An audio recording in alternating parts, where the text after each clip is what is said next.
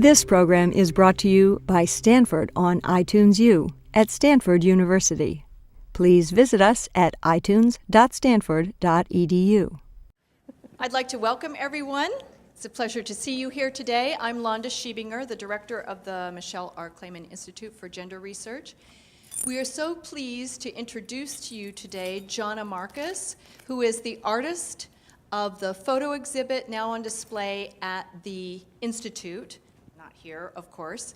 After the panel, you will all be invited to come to the Institute for light refreshments, and it's just about a half a block from here. The sun is out right now.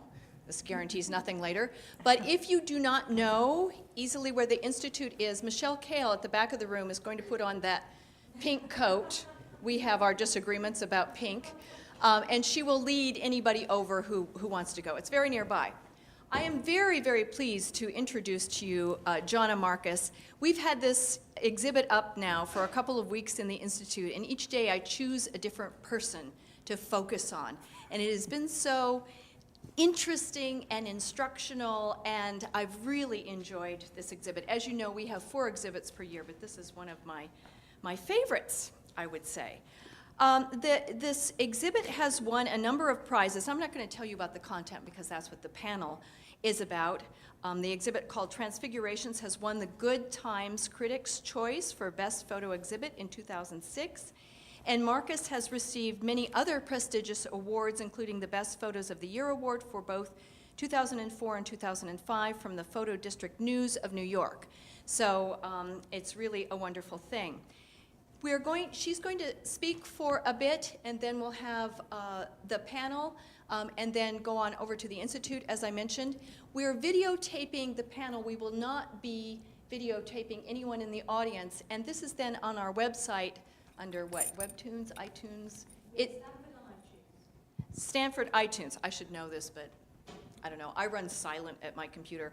And so if you have friends who couldn't make it this afternoon or other people who would like to join in, you can have them come to our homepage, and then you'll be directed onto the Stanford, whatever it is. Video streaming is what it is. So a pleasure, Jana. Welcome. Thank you. Thank you. That I don't really. I'm double gunned here. Is this too loud? Can everybody hear me? Okay. Thank you all for being here today. I'm Jana, and I want to give a special thank you to the Clayman Institute, and especially Michelle Kale and Karen Rapp, who hung the show, and Jane Gruba-Chevalier for all of their efforts to make this show happen. So thank you very much, and thank you for being here today. So I'm going to start off by asking, did everybody in here have a chance to see the exhibit yet? Has anyone not seen the exhibit yet? Oh, okay. This is more or less the opening. Okay, well, I actually am not going to do a whole running slideshow here. I thought I'd talk for a little bit and then show you some work that is not hanging over at the Clayman Institute, so you'd have a chance to see a full body of it. But I guess I'll start out by telling you a little bit about me. I've been a professional commercial photographer for, I hate to admit, over 20 years, and have taught photography at San Jose State and a number of other places. But my real love is documentary photography, and I think now over the years I've done a number of projects that all of my work is really very thematic around the ideas of subcultures in our society and trying to give light and give voice to minority groups in our culture who don't have a voice of their own. And so that's pretty much what all of my documentary work has focused on over the years. All of my work is text with photographs. I love text, and I think that text adds a lot to the photographic component in documentary work, so all of my work has had text. And I'm kind of an old-fashioned photographer. I still shoot on film, and all of the work that you'll see in Transfigurations was actually shot on an old Mamiya 6x7 medium format camera with film, although I do use digital as well, and all of the prints that you'll see were actually printed digitally.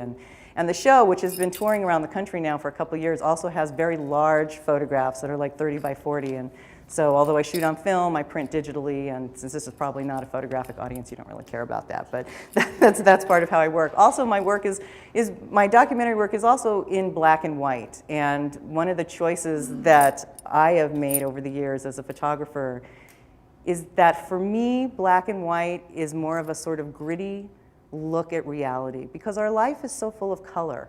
You know, and anyone can pick up a digital camera these days and be a photographer. Everyone's a photographer. Everybody can take pictures, and everything is color. So for me, when I'm really trying to distill down my subject and want people to really look at it and focus in on it in a different way, I personally choose the black and white format, which is my favorite. So that's just a little bit about how I work. Transfigurations started about 5 years ago, when at the very old age of 40, I decided to go back to graduate school. And I was at San Jose State getting my MFA. And it was a really exceptionally wonderful opportunity for me, because I had been doing commercial work for years. And for artists, we tend to lose sight of what it is that we love or why we do it when we get a little too caught up in doing commercial work. And so I found myself in graduate school, faced with this wonderful opportunity to work on personal work for 3 years, and I didn't have a clue what I was going to do. It left me speechless. But what usually happens, at least for me in my process, is I don't usually pick things to photograph, they sort of pick me. And a lot of times with documentary work, it's things that fall into your life. So as I had started graduate school, I had rented a room in my house to a young man who was studying feminist theory at UC Santa Cruz. And I thought it was really interesting that this young guy was studying feminist theory. I'm like, whoa, cool, you know, that's unusual. And he lived in my house. He was a boarder there for about 6 months. And one day, over a few beers, he says to me, I have something I need to tell you. And I was like, okay. He's like, I was a woman 5 years ago. And I was shocked. I was like, wow. And he shared his story with me, and he had actually grown up in Europe. And he shared his story with me and his transition, and I was just shocked. I had, of course, known about transgender women, and, but I didn't really realize that women could become men. And so stored it away in my little brain, thought about it, thought this is interesting, and went on to grad school. And about 6 months later, as I was struggling to figure out what I was going to do my thesis on, I remembered my old housemate, and I remembered his story, and I thought, you know what, if this is interesting to me, I bet this is interesting to somebody else.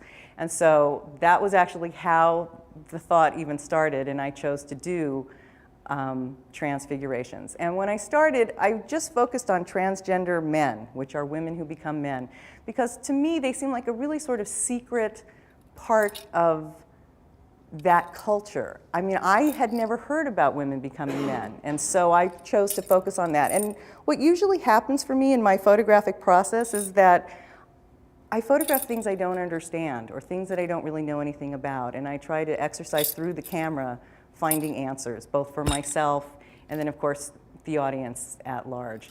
So that was pretty much how the whole shaboom started, and I decided I was going to do a documentary piece on transgender men. Now, I had no idea what I was going to do, and I had no idea how I was going to find any of these people. So I started to work with a professor of sociology at San Jose State named Susan Murray, and I read a lot of books on gender theory and thought, okay, well, I'll go to support group meetings and meet people. So I started to go to these support group meetings in Santa Cruz County for transgender people, and you know, I walk in with my little card, and I'm like, hi, I'm Jana, I'm a photographer, would anybody like to be photographed? And they all looked at me like I was absolutely out of my mind, you know. So it was very difficult in the beginning for me to find a way sort of into this group of people, and to be trusted was a whole other ballgame completely. So for about 4 months, I could not find anybody to talk to me or to be photographed. And luckily, my partner had a friend who had transitioned. So after about 15 phone calls and some begging, we said, please come meet Jana, and maybe you'll let her photograph you. So this person actually said, sure, you know, I'll come to the studio. So they came to my studio, and I interviewed them and photographed them, and luckily they thought I was cool. So they told 2 of their friends, who decided that I was cool, and they told 2 of their friends, and then it started to snowball. And 6 months into doing this project, I had more people who wanted to step forward and actually be photographed and talk about their lives than I could even imagine. I actually had a schedule of how many photo shoots I was going to do every week to actually get through this process. And to this day, you know, as the show has been across the country and I go to openings and talk to wonderful people like yourselves, I am still amazed at the courage and the number of people who have actually stepped forward to be in this project and be photographed and share their stories, and it still amazes me to this day. So that was pretty much how it started. As I said, when I started this project, I was just focusing on women who became men. And I was really fascinated in that. And my initial thesis at San Jose State was, I think it was, 24 images of transgender men, and it was called The Making of a Man. And the process around that, my thought process around that was interesting and organic. It really changed as the process went on. Because a lot of times, you know, when you start these projects, and they're long-term projects, you don't really know where they're going to go. You don't really know what they're going to become. I was learning about transgender issues and transgender people as I was doing the project. So I interviewed people and I photographed them. And I would always start with the interview. And they were long interviews. I mean, we'd spend a couple hours together talking, and part of that was so that I would learn about them and that they would be comfortable with me, so that by the time we went into the studio, we kind of had some rapport, and I really wanted to capture something very natural about each person. And in order to do that, of course, as a photographer, you have to get them to trust you, you know, and build that rapport. So interviewed them first. Then we went in the studio, and in the beginning I had no idea what I was doing, and those first few people, God bless them, who let me photograph them, they came back to the studio like 3 or 4 times, because I really wasn't sure what direction I was going in. And so as I started to go through the interviews and listen to them, because I audio taped them, I realized that the stories of people's transitioning and going through surgery and taking hormones, that although all those stories were significant and important and interesting, everyone's stories were a little bit the same. And what really stood out for me and what was really interesting was when they would talk about what kind of men they wanted to be. And, you know, here were people who had had the ability to have a perspective, both from a female perspective, and now they were becoming men and having a male perspective. And what was so amazing to me was each one of them had thought so deeply about what it meant to be a man in our culture and what characteristics they wanted to embody, that I realized those were the stories that I really wanted to tell. And so as the project continued, that was really what I focused my text on. And so I had hours of tapes of interviews, and that was really a huge part of putting this work together, was that I edited down everybody's interviews to something significant to that concept of characteristics around manliness and being men in our culture and what that meant for each one of them individually. One of the things that you have to excuse me, I have to look at my notes or I forget what I'm talking about. One of the things that I wanted to talk about too was about representation of the subjects. Early on in this project, because I had done documentary work in the past, I knew it was going to be really important how I chose to represent them. And, you know, part of that is having objectivity. But, you know, photographers, we're always taught that, and I'm sure we learn this in sociology and in other forms of study as well, that objectivity is really kind of non-existent, because every one of us brings our own baggage, our learned experiences into whatever we're doing. And so it leaves one with the question, which is, what is truth? You know, what is really true? When I was an undergraduate at UC Santa Cruz, I was a sociology major, and I was actually the only photographer in sociology. And of course, this was back in the mid-'80s. And I chose to do my thesis on housing destruction and homelessness in the South Bronx of New York, which at that time was the worst ghetto on the East Coast. And I had all these thesis advisors and sociology professors who came to me and said, "You can't do that." And I was like, "Well, why?" I said, "Well, you're white. And you're a woman who grew up in a seaside town. You can't go to a black ghetto and photograph black people." And I was like, "Well, why can't I?" "Well, no, that's wrong. You know, you can't be objective to their situation." And I would fight and I would argue with these teachers, you know, and I'd be like, "Well, yeah, I'm white, and yeah, I grew up in Santa Cruz, but someone has to go and tell the story." You know, so sure, I could go and I could give cameras to every one of these, youth gangs in the South Bronx and let them tell their own story, which some photographers have done, and we've seen books that have been published like that. But I felt very strongly that I was objective enough to go out there and tell an honest and true story, and that the story had to be told. And that was my driving force behind that whole experience was, well, but someone has to tell the story. And so I think that was a huge learning experience for me. And it made me realize how important it is how we represent people. And when it comes to truth, I think as an artist, I had to sit down with myself before I started this project and say, what is my truth? Oops, I hit my microphone. What is my truth as an artist, and what is the truth of the subjects that I'm trying to tell? Because the political dialogue around transgender issues is so delicate, as it's coming into the forefront of our culture and our minds as a society, that it was going to be very important how I represented them. And so I really gave it a lot of thought. And I think that it's very important, and I'm just going to say this because it's my 2 cents, that photographers, photojournalists, and documentary photographers have a really huge responsibility in telling the truth. Because although we live in a digital age where things are manipulated, and we know now that photography can be massaged, so to speak, we still believe that photographs tell us the truth. And when we read the newspaper, we still believe that what we're seeing is real, whether it's a war zone or anything else. We take those images and say, that's reality. So the perspective that the photographer takes is a huge responsibility. What is the role that the photographer's playing in telling the truth? And so those were some of the issues that I really thought about and sat with before I started this. And part of the outcome of that was how I chose to do these photographs. Most all of my documentary work had been on the streets, or it had been within the natural environment of the people that I was photographing. And this was the first project that I ever did where I actually took them into the studio.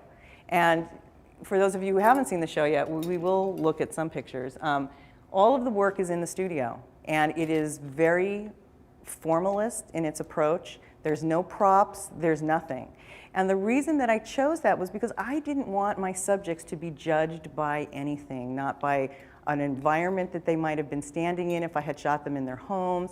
I wanted you, the viewer, to be able to just really look at them for who they were and acknowledge them and their presence, and them coming forward and saying, this is who I am, I want you to see me for who I am. And so I chose a very formalist approach, nothing, no props, very, very, very bare. And part of that is because I really recognized that also how I represented transgender people was going to have a huge effect, because I was bringing this work to a larger audience being you, being everyone who's seen this show now across the country for the last 2 years. And as, of course, we've seen, which has been amazing, it really has been a huge, huge learning tool for the general public, and that has been very exciting. Okay, I'm going to pause here for 1 second.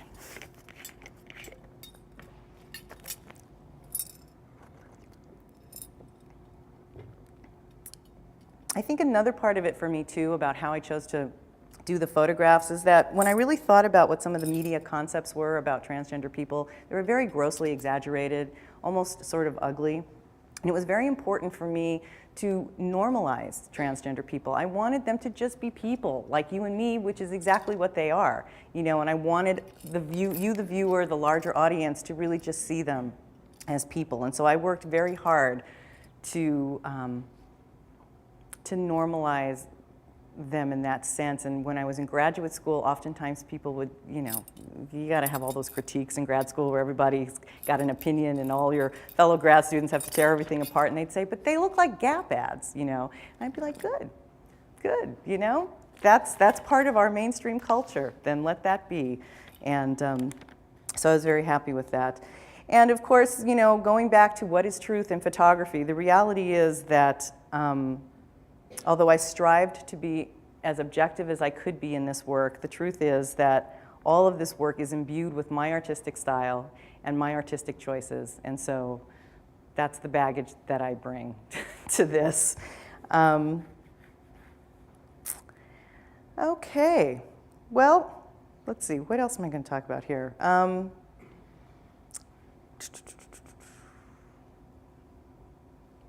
Well, let's look at a little work here. You know, the work is divided up really into three groups. There's portraits with text. There is a series of post and pre-surgery nudes, and there is a series of what I call them transition series, where there were several people who I photographed before their transition and through some of their surgeries, and then now I photograph them like once a year, kind of as a follow-up thing. And that was really an amazing experience to sort of be with several people as they go through their transition, because each one of these photographs is really a snapshot in time of how they felt at that particular moment in their transition or that particular moment in their life. Many of them now, you know, it's been a number of years, you know, actually feel a little differently than the statement that they made at that time. So the transition series is actually really interesting. What I'm going to share with you is a transition series I did of a young man named Aiden. And this is not up at the Clayman Institute. They're very large photographs, and there was not enough room over there. So I'm going to share it with you here.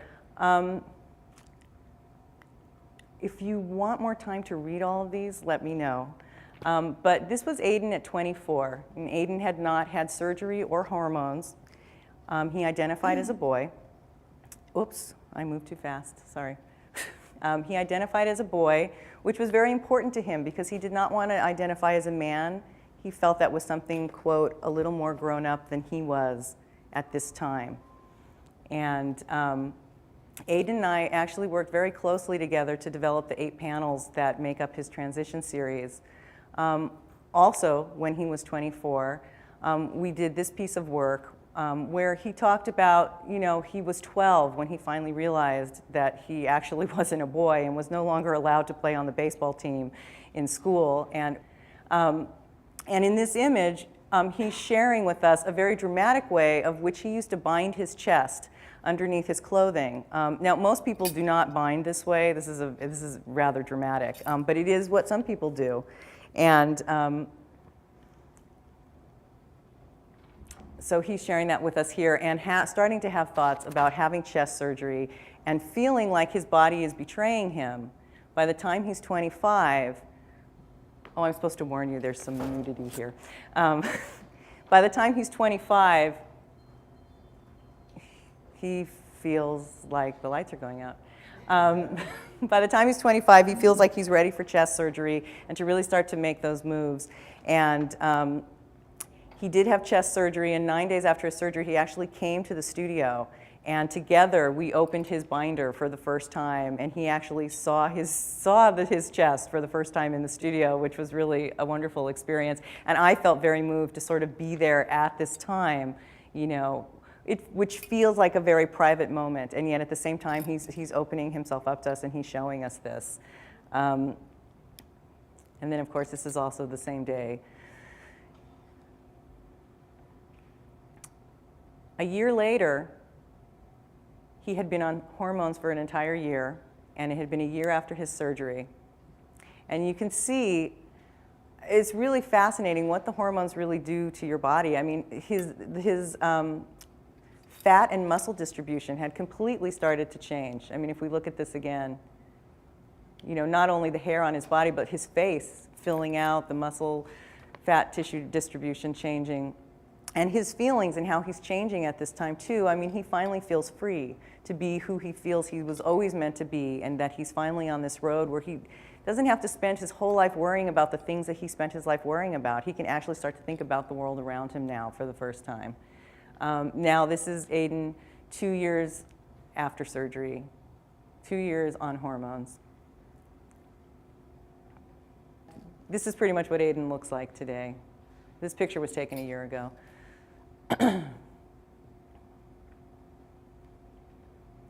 Wonderful experience working with him. I also did a transition series of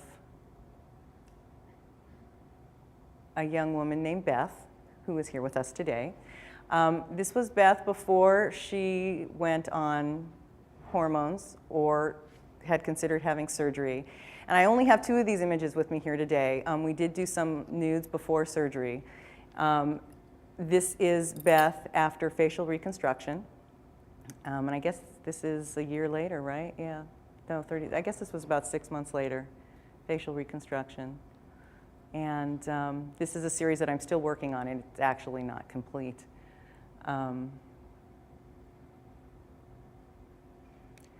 I also did a transition series of Lyle, who is infamous for his quote now everywhere he goes.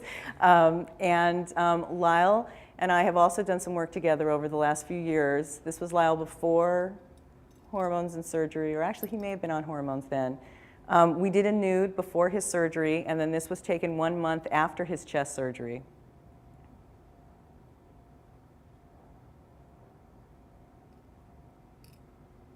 And then this was his 1-year anniversary picture, 1 year after hormones. Well, he may have been, he'll tell us when he comes up here. He may have been on hormones longer than that, but this is a year after his chest surgery.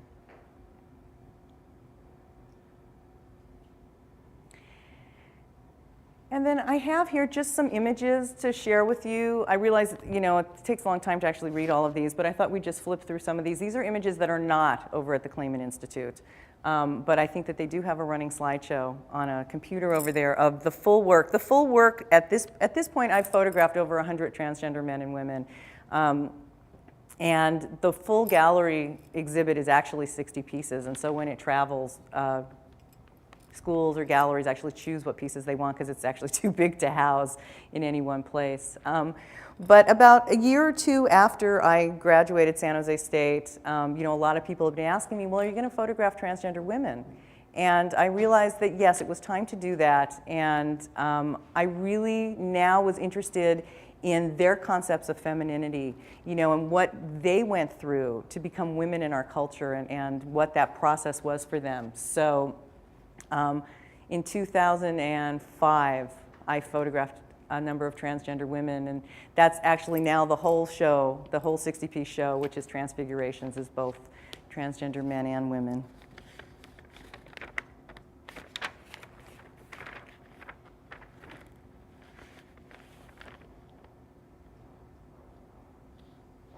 You know, one of the things that's really interesting about gender is oftentimes in sociology, especially, gender is talked about as a performance. And a lot of people didn't like the fact that I didn't photograph people in their natural environments. And the question had sort of come up, well, did they perform for you in the studio? You know, that's oftentimes in art, you know, people will talk about, you know, how, again, this idea of truth. How truthful was it to have them in the studio and performing for you? But one of the things that I really learned doing this piece is that every day, every one of us performs our gender. When we get up in the morning, by the clothes that we put on, you know, by the choices that we make, how we want the world to see us, we are in a sense performing our gender.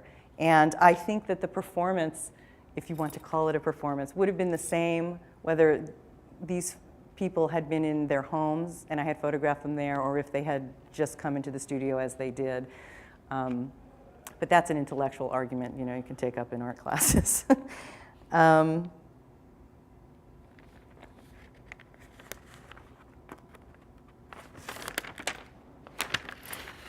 think as an artist, ultimately for me, my hope has always been to put some kind of wheels of social change into motion. And with Transfigurations, my hope has really been that the viewers take away some kind of knowledge from this work, you know, whether it's breaking down stereotypes of transgender people, or more importantly, really thinking about their own concepts of masculinity and femininity and what that means to them.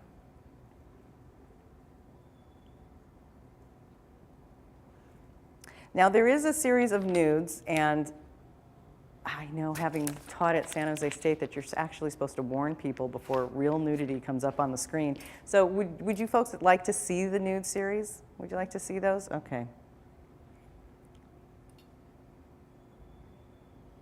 There's an interesting story around the nude series. There's 4 men and 3 women in this. And the nude series actually started because somebody had a phalloplasty, which is one of the options for females to males for lower surgery. And they said, you really ought to photograph me. You know, there's only 25 people in America who've had a phalloplasty. And I said, oh, okay. Hadn't really thought about doing nudes. And so after I photographed him, what really sort of developed was this series of kind of what your lower surgery options are. This is the phalloplasty, and as you can see here, there's a cutout in his arm where they've actually taken the tissue from his forearm, and all of the nerve sensations that he has right there, when they sculpted it into his penis, he has the same sensation on the surface of his penis that he had on that skin on his arm. And very expensive, very painful. Most transgender men really don't choose not to have lower surgery. And of course, I'll let our guests today, you know, address that if they want to. But because they don't, it was very important that we did this last nude, which was someone who had only had chest surgery and still felt very much a man, and that it was very important to really recognize that masculinity really doesn't revolve around a penis, and it doesn't revolve around what you have done downstairs. Masculinity really evolves and becomes something much more important than one's genitalia. And this is a nude of a male to female. You can see here the number of hours of electrolysis and the vaginoplasty surgeries, liposuction, I mean, a lot of body reconstruction here.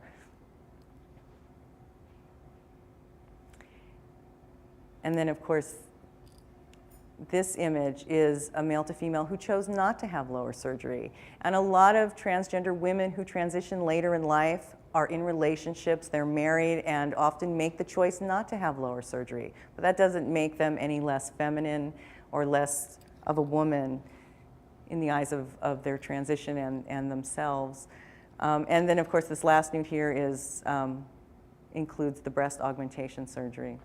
Now, one of the reasons that I did the nude series in this way, which is very dramatic lighting and really not showing faces, was because somebody had said to me early on, you know, I thought that when I had my chest reconstruction that I would be this perfect man afterward, that I would just be an Adonis. But what I realized was that I was just the same person. I just didn't have my breasts anymore, or my body was still the same.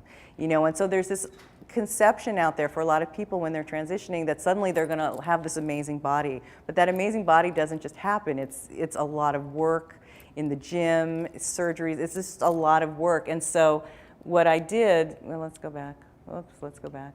Was I really tried to show them almost as Greek statues, you know, in that sort of mythological way of how they wanted to see themselves. And that was sort of how the concept of how these images were photographed. And also because the first person who was photographed didn't really want their face in it, so that was okay. And this was the metoidioplasty, which is another female to male lower surgery option. And this is just a prosthetic penis, which, again, I think this is more mostly, so it's, I think, what they call packing. So if they go swimming or something like this, they won't get attacked. It's really kind of a safety thing. It just looks like they have genitalia. I mean, he does not walk around wearing this on a daily basis. But we felt that it was important to really show that this was an option, especially in safety issues, you know. And there are some prosthetic penises that you can actually urinate through, so if they stand at a urinal in a men's room, they won't get beat up, and it looks like, you know, whatever, so there you go. We have other people who can discuss those things. So, so that's I think I've done enough talking. Does anybody have any particular questions for me? Well, you can think about them. I am very honored today to have 4 people with me who are in this show. Beth, Kara, Lyle, and Stefan, and I hope you will all give them a big round of applause as they come and join me up here.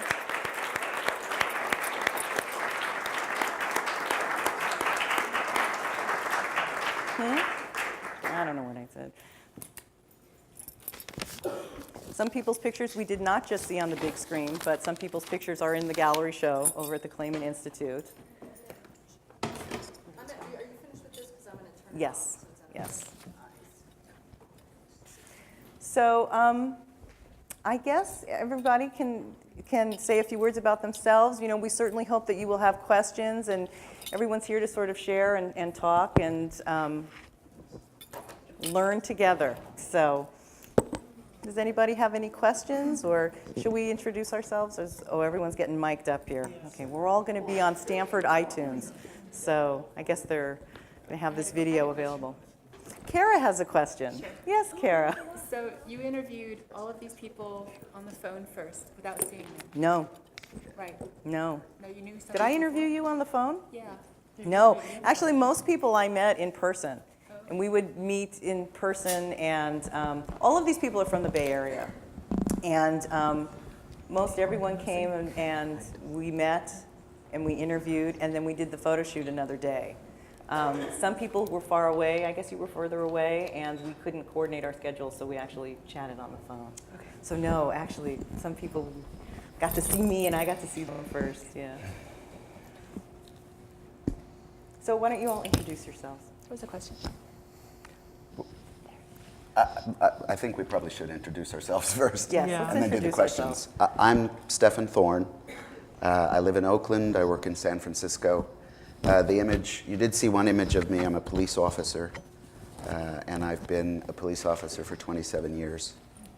And 23 of those years have been with San Francisco. I transitioned on the job. I had been an out lesbian when they hired me. And I had been with San Francisco PD for 10 years before I transitioned. So that's just brief of who I am. My name is Lyle Blake. Let's see. I transitioned on the job, as did Stefan. I work in software and live in the South Bay with not too far from Jana. I'm Beth. Let's see, we're going down through this. I went full-time a little over 2 years ago. Been working with Jana longer than that, since I'm part of one of her Overtime series. And live in the North Bay. I also work in software. I'm still at the same job. I transitioned on that job. I was married before I transitioned, and I have a 5-year-old daughter. My name is Kara. I'm an engineer. I live here in the Bay Area and work at a biotech company. I transitioned four years ago, and that's about it. Okay, who wants to be first? There we go.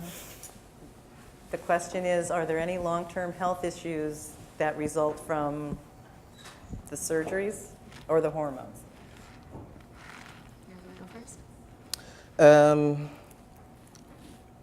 I don't think there have been enough studies to be able to really determine what the health hazards are. Typically, if you are on injectable testosterone, which is what I'm on, for a long period of time, the recommendation is that you do a good job of taking care of, your kidney or your liver? Liver. Taking a good care of your liver. So, alcohol consumption to a minimum, plenty of fluids, possibly more than you might normally. It used to be thought that it would cause cancer to take the hormones, and they have done, I think it was Belgium that's done a study of transgender and transsexual people in that country, because they have a state system of medical care, and they've been actually able to track the transsexuals that have gone through that system. And what they found is that there is no higher incidence of cancer so far. And I think they've trailed them for more than 2 decades. There is the issue of liver function and liver health. And for female to male people, for many of us, some people have already had a hysterectomy and an oophorectomy, which is the removal of the uterus and the ovaries, but some of us have not. And some people don't want to have any more surgeries than they absolutely need. And now there seems to be an indication that for your internal health, your uterine health and ovaries, that there are some difficulties that occur with long-term testosterone usage. The organs atrophy, and they can attach to the walls, and they can lead. It can lead to problems, but the problems so far have not been cancer. And I'm not sure about male to female people with estrogen. I'm not aware of any. Yeah, my understanding on that one is it's very similar to postmenopausal women, at least for those of us post-surgery. So they, at least the conservative doctors recommend that you get off high doses of estrogen because, you know, we're at risk for breast cancer and all the rest, and sort of go down onto a regular dose there. In terms of actual cancers, at least at this point for me, as my doctor said, I'm at risk for breast cancer and I'm at risk for prostate cancer. So those are the things that one has to watch for.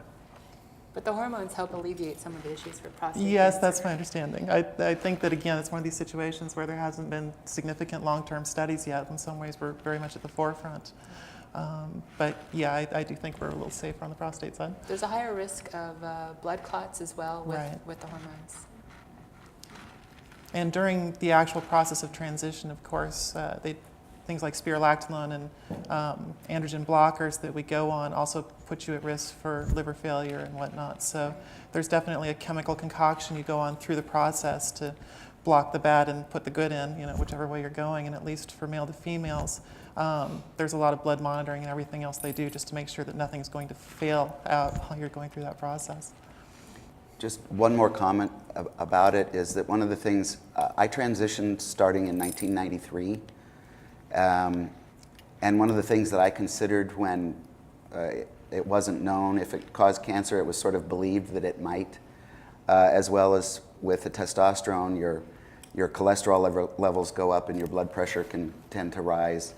My choice, and I think it's true probably for many of us, is that even if this transition shortens my life somewhat, it's worth it because the quality of my life while I'm here will be so much improved.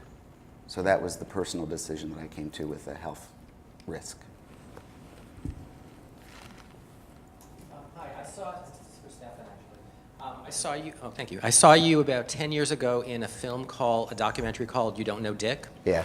And it always struck me because of all the men, and I was so impressed because this was the first time I had seen female to male transsexuals. But you were the only one that to me did not look like a man, that you seemed like a butch woman. So my question is, how far into the transition were you at that point?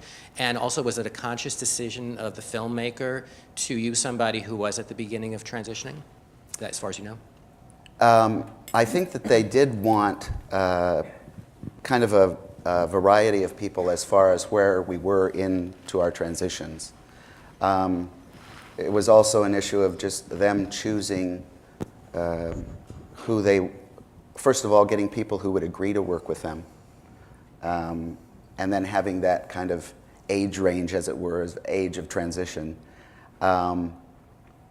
So I do believe that that was part of their decision making. And how far in, that they began filming that in '94. So they began filming, for me it was after I had had my chest surgery, but I had been on hormones at the beginning for less than a year. You bet. Well, I have lots and lots of questions, but you chose, and I don't know if it's because you started, Stefan, but each of you said whether or not you transitioned on the job. So I'd sort of like to hear from each of you what that experience was like. Yeah, just whatever you choose to say. Maybe we'll start. Start with you this time. I went to a lot of support group meetings before I transitioned, mainly to see how everyone else transitioned. I wanted to get an idea of what was involved.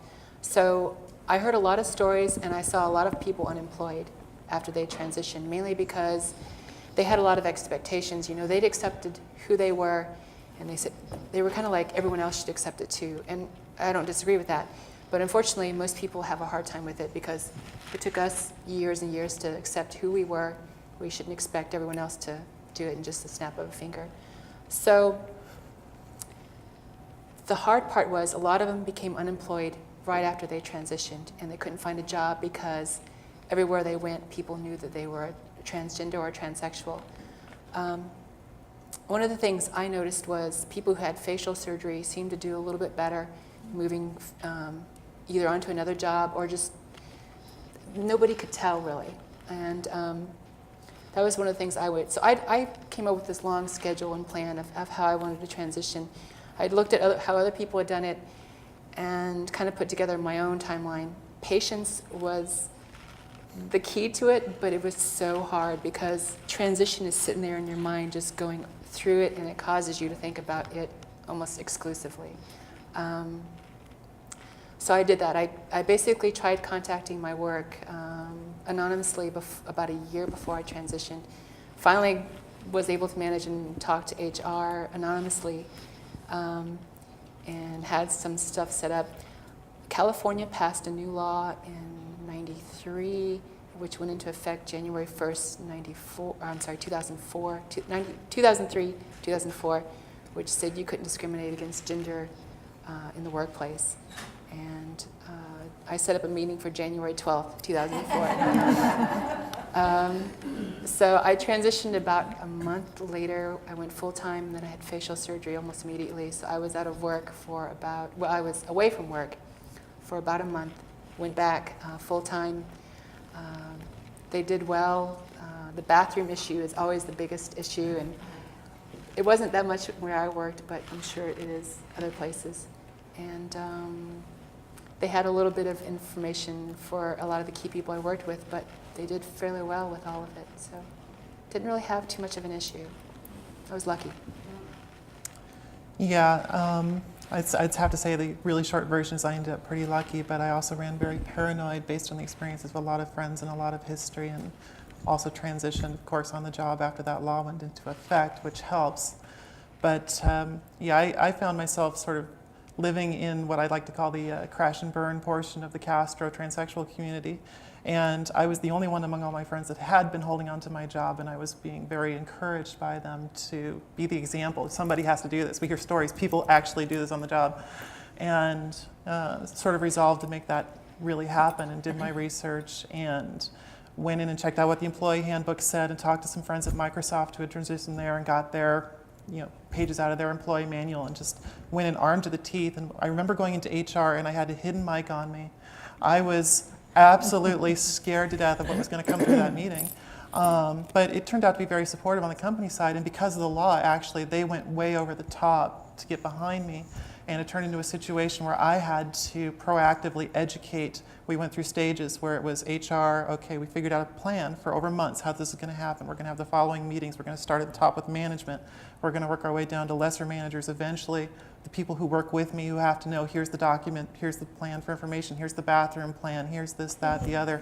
I had to do that for them, but the bonus is that now they have that all in their employee handbook, and they have ways to deal with this in the future. And in order for me to even get to that point, I certainly stood on the shoulders of everyone who'd gone before, such as Kara, and put that information out there for me to find. So that ensured that it went pretty smoothly for me. Well, I guess I approached mine somewhat naively. I still work for the same company that I worked with when I transitioned, but at the time, I actually wasn't a full-time employee. I was a half-time contractor.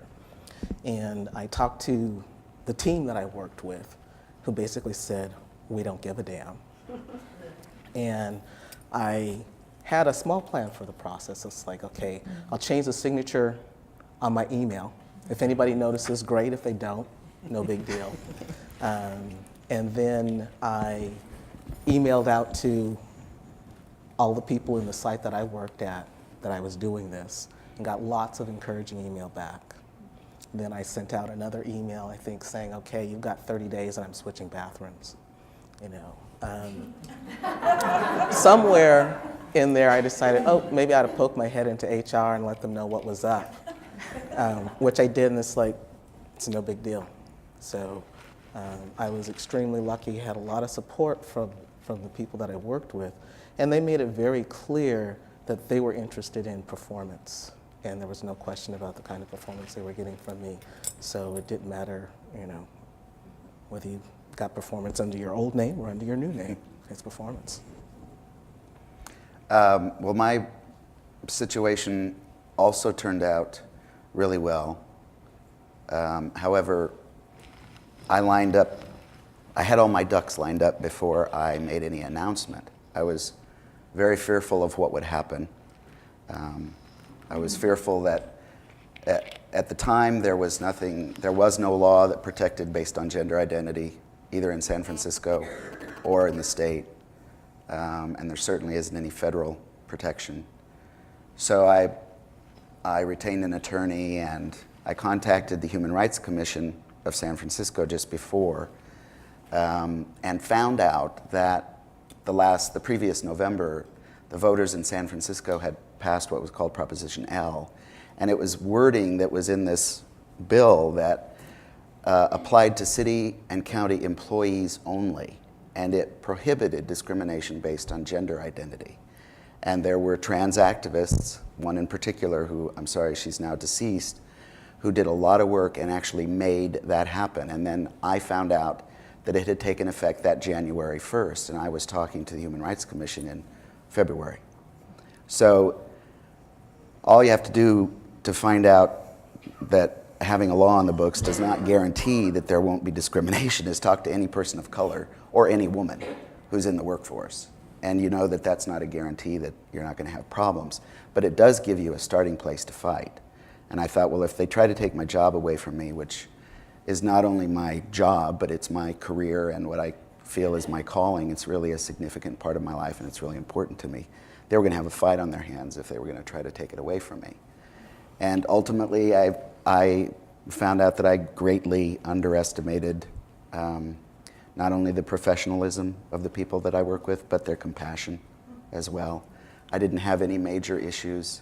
There are certainly people in my department who wish I was not there, and I have a very strong sense that the greatest revenge is being there, remaining there, having my job and my career, which is meaningful to me, and there's nothing they can do about it.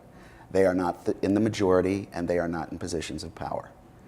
So my experience ultimately ended up being very positive, and I approached it in a very methodical way. I tried to anticipate what problems would arise, went into the chief and told him I had a plan and how I wanted to do it, and that I was there to ask for his help in doing it, and it just rolled from there, and it's been a very positive experience for me.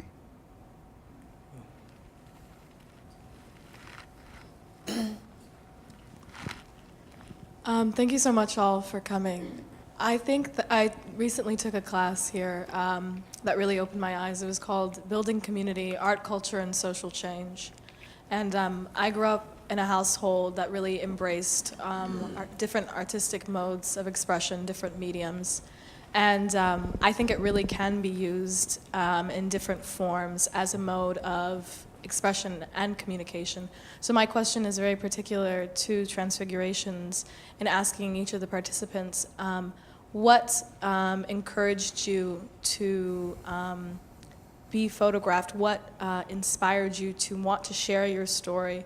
Because in taking a picture, that is a very clear statement that you are comfortable in yourself and you are ready to share that with the world, as opposed to a safe community in which you can be very methodical, in which you can make preparations for everything. And was it your desire to express yourself? Was it your desire to reach out to other members of the trans community, the queer community, or to inspire others? All right, I can start on that one. A lot of words flashed through my head when you were saying that, and I think that two things really stand out for me. One is that for me, it's an exercise in normalization. There has been in my life a tremendous backlash, and I've seen that in other people's lives. And the point in so many ways is that we are human beings, and this is a journey that is absolutely a human journey. And who we are is what you see here. And the photographs are nothing if absolutely not just a portrait of that. And I think that's what really moved me when I first saw the show and said, I'm more than comfortable. I want to be part of this because this shows us for what we are and is not scary and is not, any sort of demagoguery to it. And I guess the second part of of all of that for me is it is a way of reaching out in part, because especially for me in doing the Over Time series, if I can in any way show someone else in my shoes, as buried and angst-ridden as I was about the entire process, that this is achievable and this is what it looks like and this is not scary, this is real and you can do it, you know, more power to Jana for putting it out there for them to see. Along those lines, I mean, exactly, I didn't start transition until I saw that other people had transitioned as well, and that it was possible to achieve what you really think you need to achieve. And so a lot of people see what's in the movies where they see, I'm trying to think of, you know, a man in a dress is characteristic of what a lot of them see. Tu Wong Fu. Yeah, or something like that. And I think seeing that we really can succeed at what we want to do and be ourselves, it was what Jana really brought forth in the pictures. Like I said, though, I really didn't transition until I saw that other people had, and I think that continuum where it's kind of like a fan spreading out, where more people show that it can be done, more people see that they're being who they are, the more people are going to be able to be who they are. And that was one of it. Another thing is, because she did the men first, we had it easy. We were kind of able to go, hey, that looks really good. Yeah, exactly. And I felt very comfortable. So that was already done, and I was like, yeah, I'll be part of that, because it's a very excellent presentation of transition, post-transition photos. And had I been involved, had I met her before I started, I think it would have been a wild photographic series as well, because I would look like just as masculine as Aiden does now, and it would have been a trip. But we met after, so. We met after. Oh well. Yeah. I would have to say that I wasn't seeing enough representation of myself in all of the photos and websites that were out there. And so I recognized that I was blessed with a situation where my livelihood wouldn't be threatened, a good support network, family who loved me through all of this.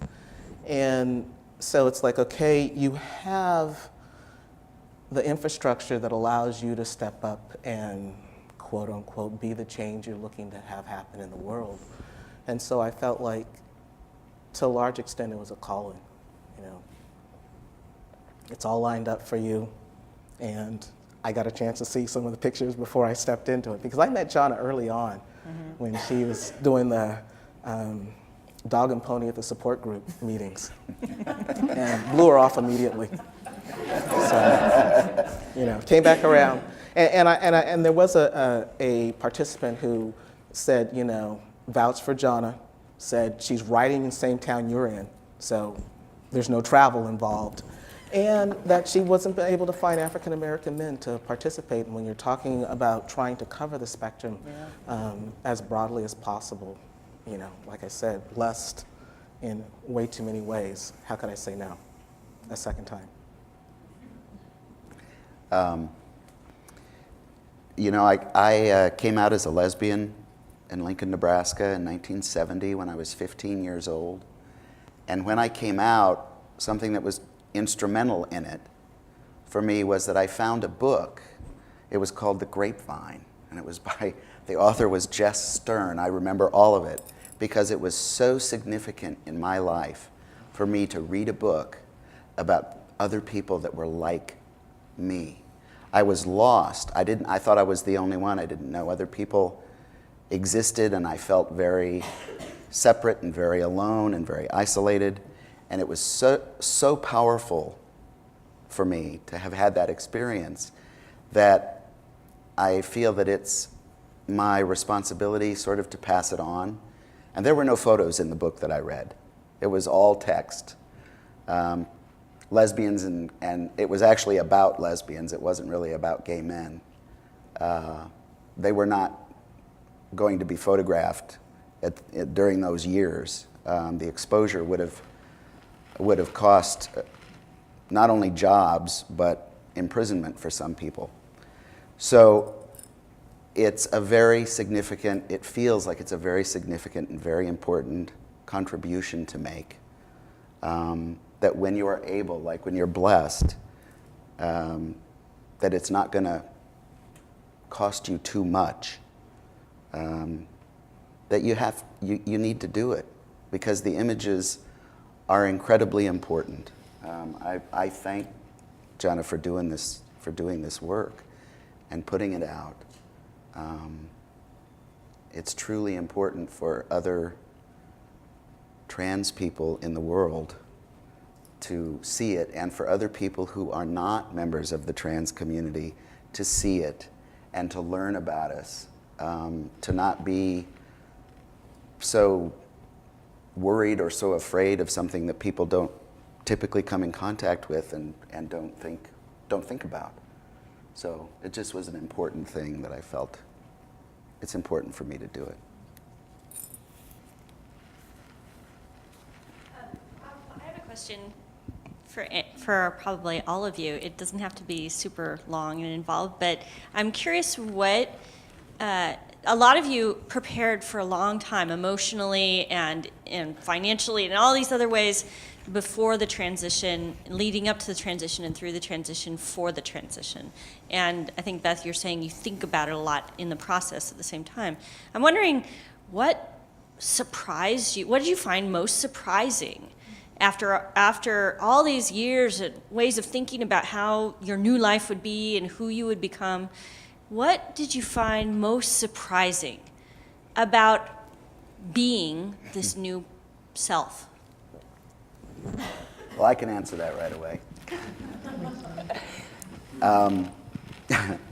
There are a couple of things, and they're really different. One thing that was surprising to me was how visual my sexuality became. I was a long time feminist, and I still consider myself a feminist and live my life accordingly. And I was at work one day, and there was a woman who was showing me into another office or something, and her cleavage was exposed. And I became aware internally in my own mind that my eyes were locked on this woman's cleavage. And it was an act of will for me to consciously, first of all, notice, and then to realize, oh my God, pull your eyes up, and it just caused all sorts of examination for me internally. So that was truly a surprise, and even more than that, just a lot of things having to do with sex, with sexual orientation becoming fluid, wasn't as much a surprise as it was a shock to me, because I'd always been only attracted to women, and now found myself really quite bisexual. And actually, what was going on internally in my mind was sort of anything that moved.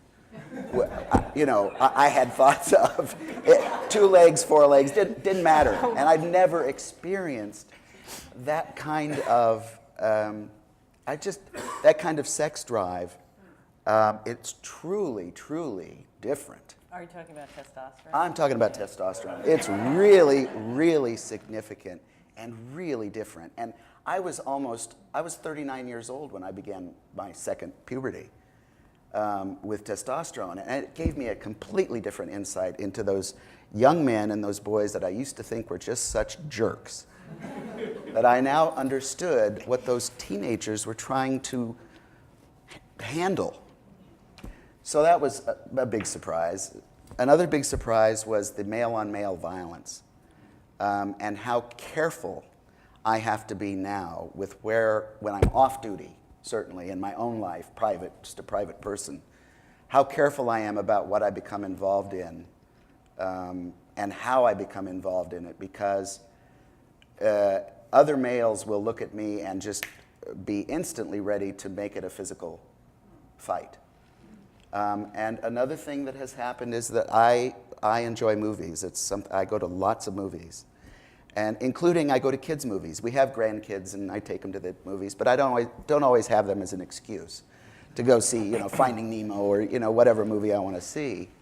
And I found that I have to be very careful when I go to a children's movie, particularly. Because although there is nothing going on, I tend to smile a lot. That's one of the things being socialized as female that I absolutely refuse to change. I have decided that I will model for other men that men can smile and be friendly and that it's okay. But I also realize that there are times when I have to be really careful about that. I've had women cross the street away from me, particularly at night when I'm walking on the street. It makes me very sad. I completely understand why they do that. And in fact, I'm very conscious of it now. I either make a lot of noise or I make a comment about, it's a pleasant evening or how do you do, or, and then just walk on by so that I'm non-threatening. So that's enough for me. I think what surprised me the most was I had nothing to be afraid of. So, and has allowed me to take a look at all the ways in which fear keeps me from doing the things I want to do. Yeah, transition in some ways is such a comedy. It's a tragedy, exactly. It's a Greek tragedy and a comedy all at the same time. And it's hard to pick any one thing out. But perhaps the simplest thing is to echo Lyle here and just say that for all the years of angst and thought and planning and left, right, up, down, the day that I actually got the courage up to step out on the street, to actually walk out my front door as Beth, first day was the easiest thing I ever did. And that shocked the heck out of me. I'd say I had two things kind of surprise me. One of them was less so surprising. I found myself, I became greedy, or not greedy, but I can't think what it is. I guess it is greedy. I used to be able, I wanted to please everyone else before transition. That was my whole objective. Please everyone else, live up to what people thought my role model was, or my role in life was. And I started not doing that after transition. I just started worrying about what I wanted to do. And so, if I see someone ringing a bell with the money container out there, I used to donate a lot of money before, and I found that after transition, because expenses were so high, I pretty much go by nowadays, which kind of, it still hurts inside a little bit, but I find myself being greedy in that I'm trying to take care of myself because the government isn't going to, Second one, which was probably more surprising for me, dealt a little bit with the hormones and just growing over time. Testosterone works very fast. You saw Aiden go 1 year and he's just like all buff all of a sudden. Estrogen's a little more subtle, so it takes time for the testosterone to kind of leave the body and the muscles to not become so big. But also just the growth with estrogen is very subtle. It takes years kind of to get things going. About 4 months after I'd started hormones, though, I went to an event, and it was called Transgender Day of Remembrance, and it honors and remembers those who've been killed over the past year because they were transgender. And one of the stories was told, and there was just this rush of emotion, and I just started crying uncontrollably, and it was so overwhelming at that point. I was amazed at the response and the feeling I was going through. In a way, I was embracing it, but it was also very hard for me to take at the time. So that was probably my biggest surprise, was just the rush of emotion.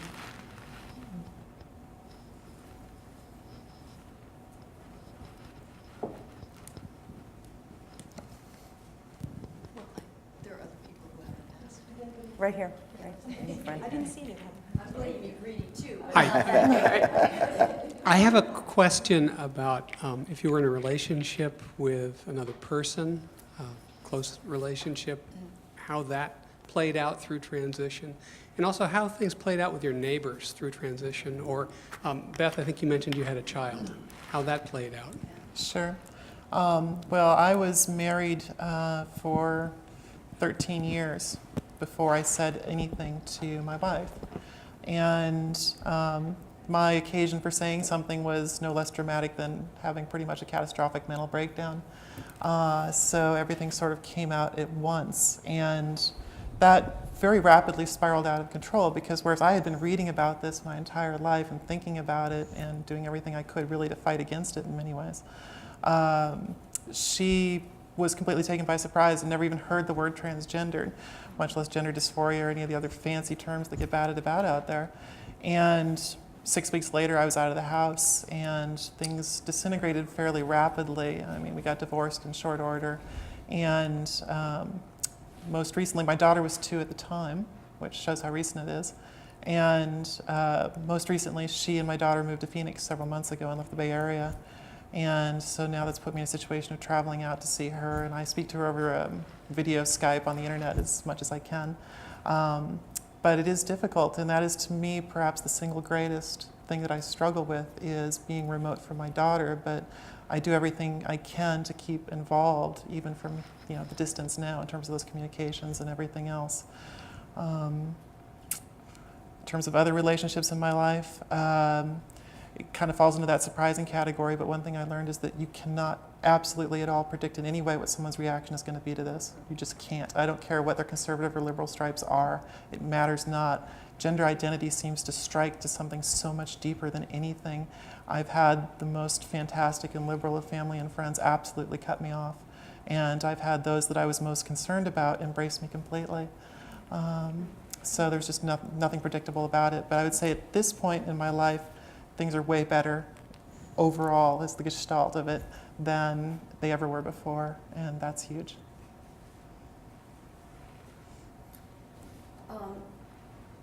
Let's take one more question so that we can then go on over to the Institute.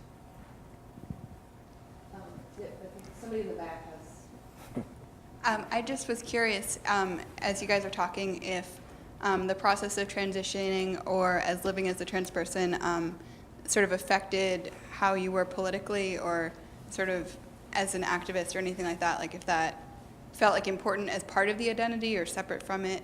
And then I also have kind of a second little question, which is, I totally forgot. Never mind. Just the first one.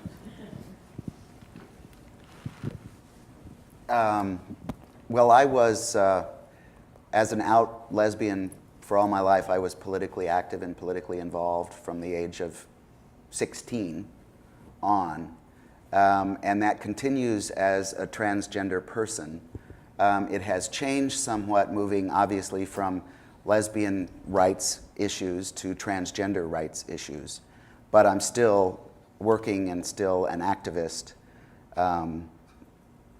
I was very involved with getting the medical insurance coverage for employees of the city and county of San Francisco changed, and having the provision, the exclusion for transsexuality dropped.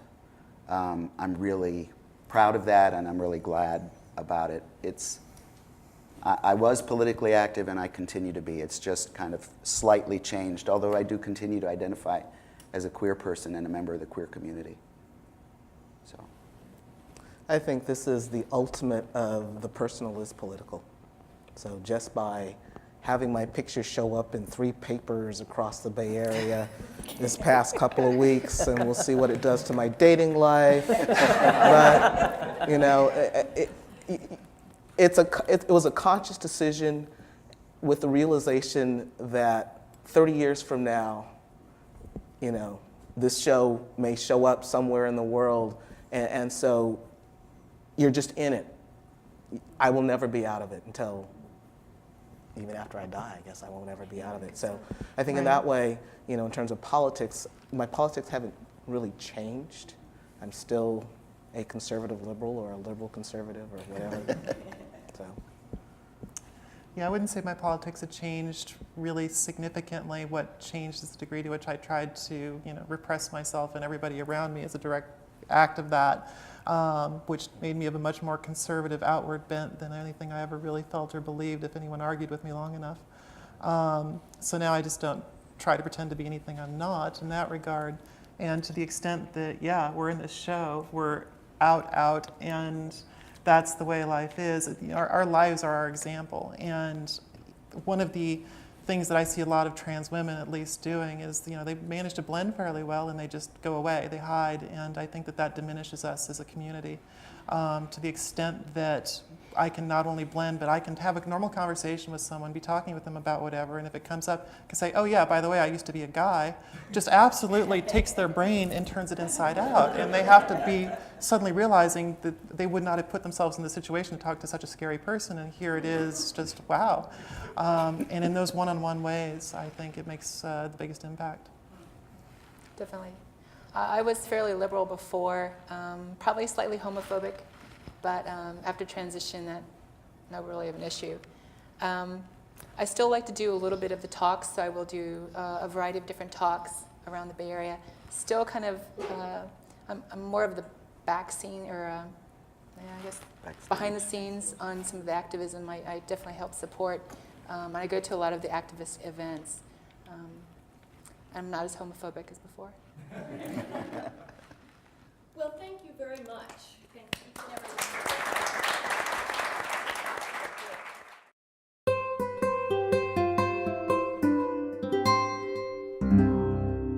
The preceding program was brought to you by Stanford on iTunes U and is copyrighted by the Board of Trustees of the Leland Stanford Junior University. Please visit us at itunes.stanford.edu.